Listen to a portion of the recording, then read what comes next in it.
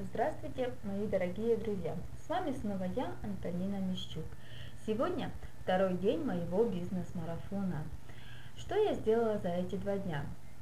Первый день, он был создан для того, чтобы мы поставили для себя 10 целей. И это я, конечно же, сделала.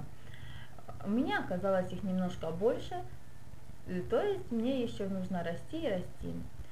Я себя пересилила и сегодня встала в 6 часов утра.